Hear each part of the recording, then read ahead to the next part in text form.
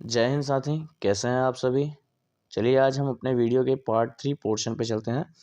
जो important prospectus है, आप अभी तक writing and city life class 11th history की इस क्लास में तीसरी पार्ट वीडियो पे चल रहे हैं। द डेवलपमेंट ऑफ राइटिंग बहुत ही इम्पोर्टेंट पोर्शन है। चलिए पढ़ते हैं इसको।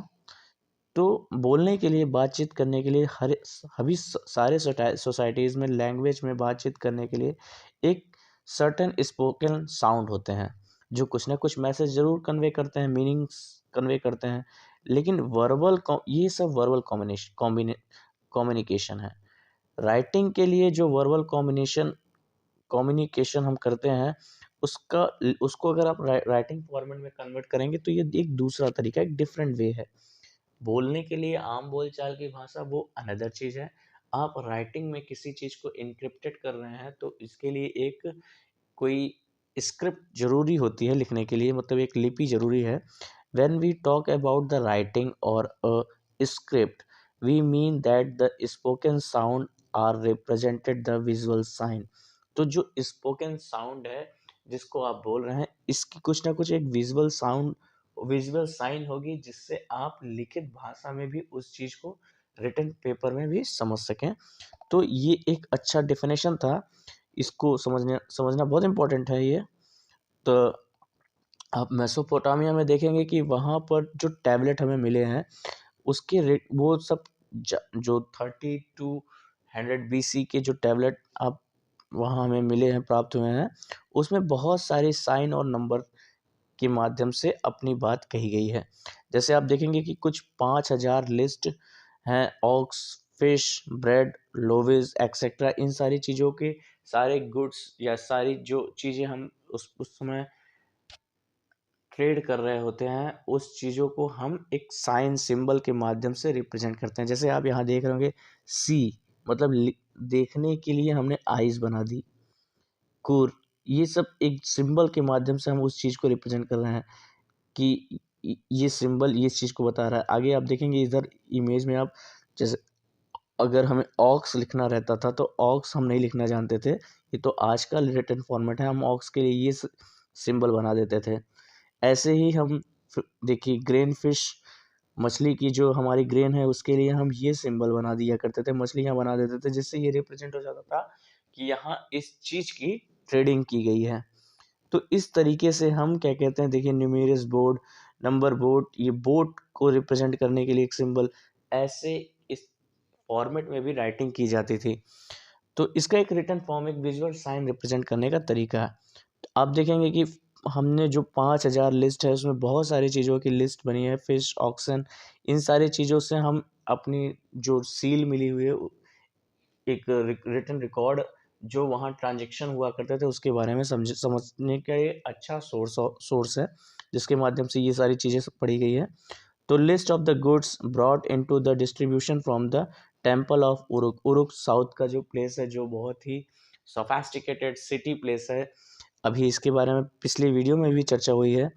तो यहाँ पर जो भी हम उरुक प्लेस के टेम्पल पे, जितनी भी हमारे पास साउथ में जो ये टेम्पल है, जो भी रिटन रिकॉर्ड हमें प्राप्त हुए हैं, जैसे कि रिटन रिकॉर्ड जो रिकॉर्ड ट्रांजैक्शन के लिए यूज़ किए जाते थे, उन सब में ये सारी चीज़ें ऐसे ही इसी फॉर्मेट में मिली है। तो हम इस फॉर्मेट से एक रिटन रिकॉर्ड, मतलब लिखने के राइटिंग पॉइंट ऑफ व्यू के एस्पेक्ट से जो इम्पोर्टेंट चीज़ है हम उसे समझेंगे। ठीक है। Because in the city life transaction occurred at a different time. तो शहरों में क्या हुआ करते थे, ट्रांजेक्शन का काम बहुत हुआ करता था, बहुत सारे लोग बहुत सारी चीज़ों के ट्रांजेक्शन किया करते थे। अब देखेंगे थोड़ा सील के बारे में ही पढ़ेंगे। जैसे मेसोपोटामिया में जो भी सील टैबलेट मिली है वो क्ले की है। अच्छा, इस पे एक स्क्राइबर या स्क्राइब बहुत अच्छे तरीके से इससे पहले गीला किया जाता था। इस क्ले को, मतलब एक गीले क्ले को लिया जाता था, उसको हाथ, मतलब एक हाथ में जैसे रख के पैड करके साइज करके, मतलब वो जो कंफर्टेबली एक हाथ में रखा जा सके इतने ही आकार का हुआ करता था। ये देखिए एक ही सील के दोनों पोर्शन के बारे में दिखा गया है, फोटो बना है। तो इसको हाथ में रख के उसमें क्यूनिफॉर्म मेथड से ये सारी चीज़ें लिखी गई है। जैसे क्यूनिफॉर्म को एक जैसे नेल गड़ा गड़ा के आप देख रहे होंगे कि यहाँ हर एक चीज़ नेल गड़ा गड़ा के जैसे सिंबल बनाया गया, जैसे ये सिंबल बना रहा है त्रिकोण का, मतलब ये त्रिकोण ज्योमेट्रिकल सिंबल है, और इसमें छोटी छोटी बातें वो रिटन रिकॉर्ड डाटा लिखी हुई है। यहाँ साइड में इसके बारे में पूरा मेंशन भी किया गया कि a clear written writing on the both side in cuneiform. In the mathematical exercise, you can see a triangle and the line across the triangle on the top of the observed side.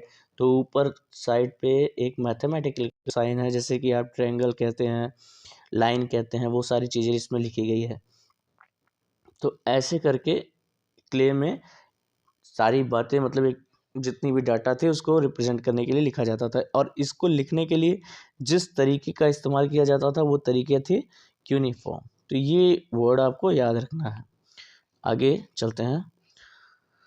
He would carefully smoothly surface, मतलब जब इसको लिया जाता था तो इसके जो surface हुए थे थोड़ा गीला हुआ करता था, मॉइस्ट हुआ करता था, तो स्मूथ रहता था।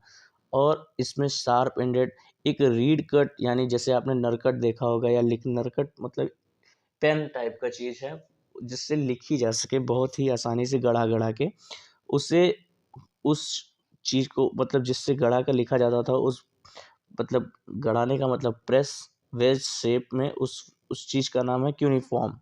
साइन में इस पूरी चीज़ इस स्मूथ सरफेस में अपनी बात लिखी जाती थी। जब तक ये मॉइस्ट हुआ करता था तब तक में इसमें सारी बात लिख जाती थी। एक बार क्योंकि इसमें सन राइज मतलब एक बार जब इसे सुखा दिया जाता था धूप में, तो ये बहुत ही वुडन हार्डर, ये कड़ा हो जाता था, और इसके बाद इसमें कुछ भी लिखना या इसे तोड़ना इंडेस्ट्रक्टिबल रहता था, ये टूटा नहीं जा सकता था।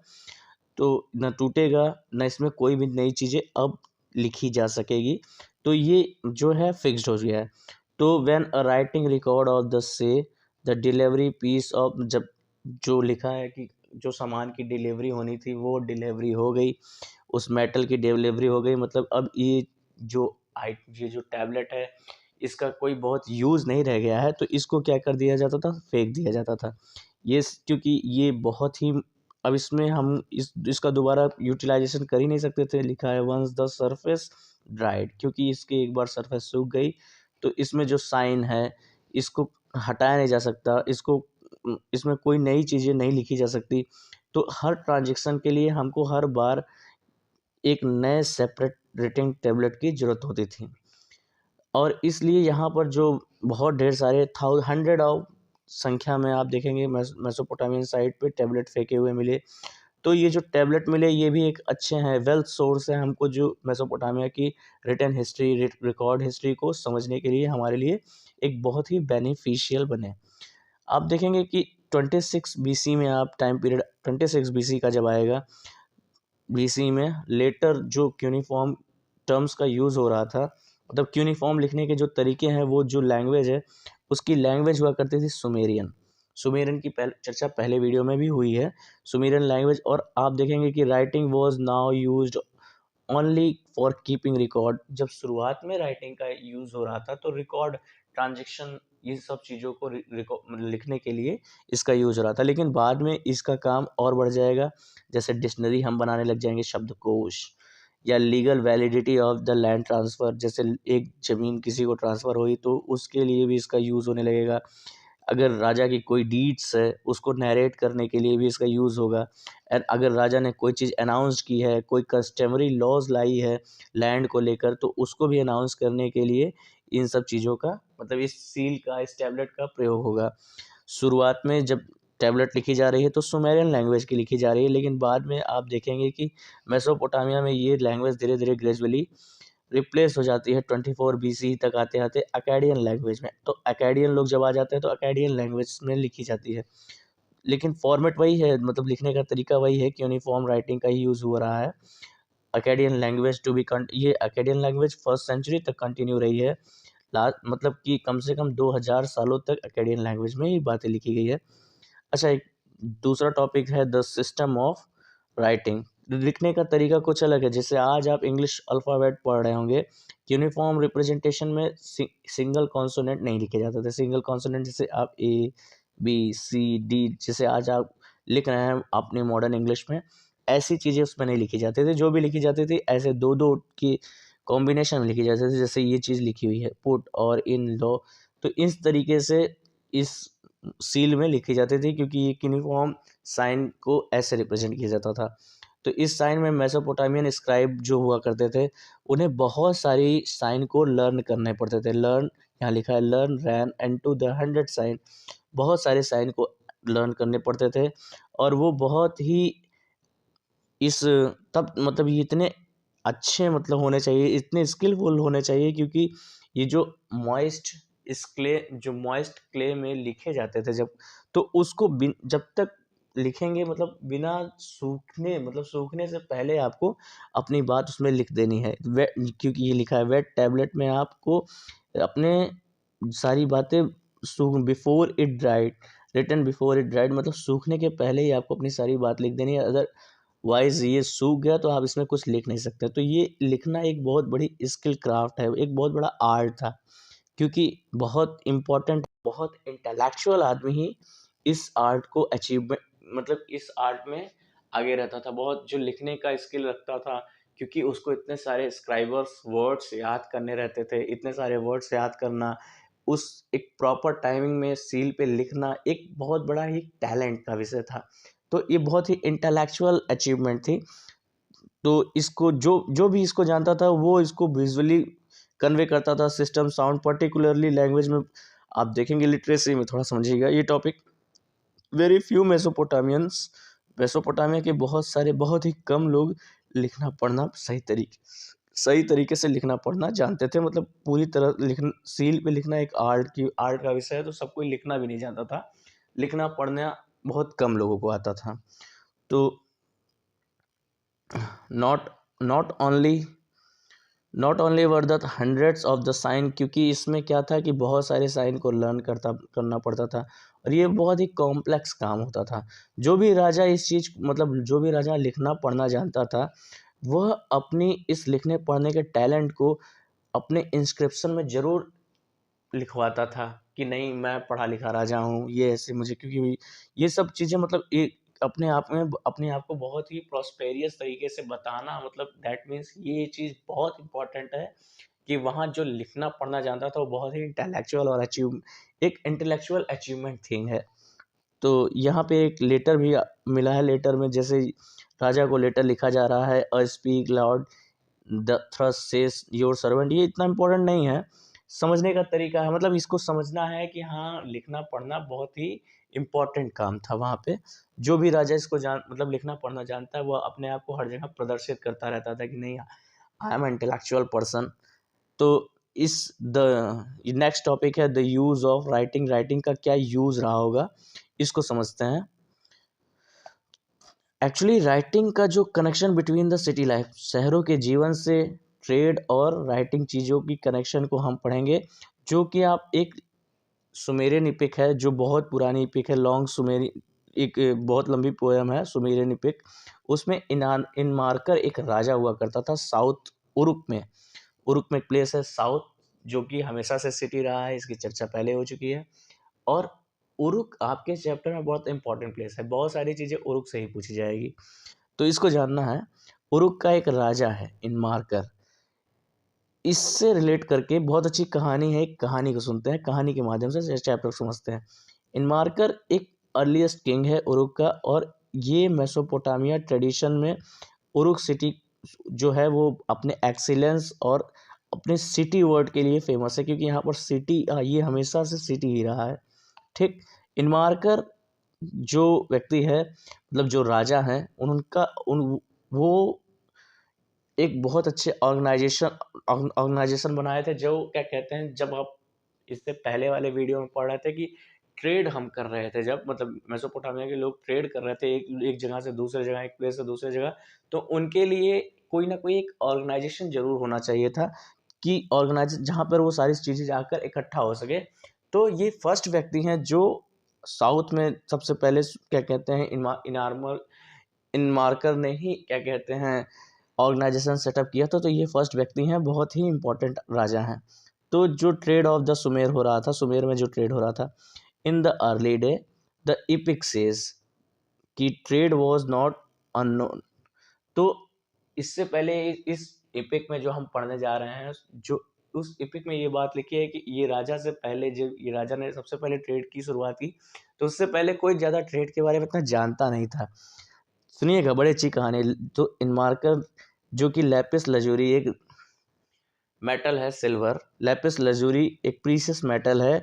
अपने अपने टेम्पल, सिटी टेम्पल की ब्यूटिफिकेशन के लिए इस प्रीशियस मेटल को दूसरे स्टेट के राजा, अरट्टा एक जगह है, वहाँ अरट्टा राजा वहाँ के चीफ के यहाँ अपने मैसेंजर को भेजेंगे कि जाओ वहाँ से लैपिस लैजुरी मेटल को लेकर आओ।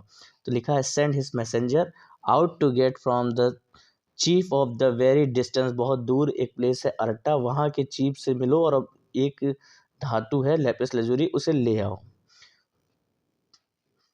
तो क्या हो गया, चलिए चैनल को लाइक सब्सक्राइब शेयर करते रहिए। मेरा नाम मैं आपका ऋषभ सर। आप वीडियो अच्छा लगे तो प्लीज़ लाइक शेयर सब्सक्राइब ज़रूर कीजिएगा, और जिससे ज़्यादा से ज़्यादा तक मैसेज पहुँचे, अच्छा ये हिस्ट्री पढ़ने में एक इंटरेस्ट क्रिएट हो लोगों में।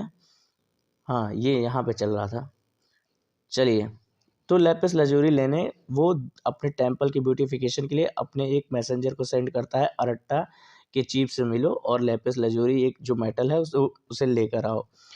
अब मैसेंजर उनका जाता है, चीफ की बात सुनकर वो जाता है। वो रात में स्टार्स और दिन में सन डिवाइन जो सूर्य की रोशनी है, उस सूर्य के दिखाए हुए पथ और रात में चंद्रमा के और स्टार्स के दिखाए हुए पथों पे आगे बढ़ते बढ़ते बहुत दूर तक जाता है, माउंटेन रेंजेस पे चढ़ता है। जब वो माउंटेन रेंज पे चढ़ रहा होता है तो वो बहुत ही छोटा दिखाता है। तो वहाँ सूसा के पीपल, जो वहाँ उस शहर में सूसा के लोग रहते हैं, सूसा, तो वो लोग इसको देखकर कितना बढ़िया, मतलब इसको देखते हैं तो एक कॉमिक चीज़ है, जैसे बताते हैं कि ये एक, इनको सैल्यूट करते हैं लाइक अ टाइनी माइस, एक चूहे की तरह। जैसे कोई आदमी बहुत जल्दी जल्दी ऊपर चढ़ रहा हो, नीचे मतलब बहुत ऊंचाई तक चढ़ रहा हो, नीचे उतर रहा हो, क्योंकि कोई आदमी बहुत ऊपर हो जाएगा, पर्वत पे चढ़ा है तो बहुत छोटा सा दिखेगा, और जो नीचे है वो उसको एकदम चूहे जैसा ही दिखेगा। तो वो उसको उसी से इंडिकेट कर रहे हैं। आप देखेंगे 5 माउंटेन, 6 माउंटेन, 7 माउंटेन, कई रेंजेस चढ़ते चढ़ते एंड एट द एंड में वो जब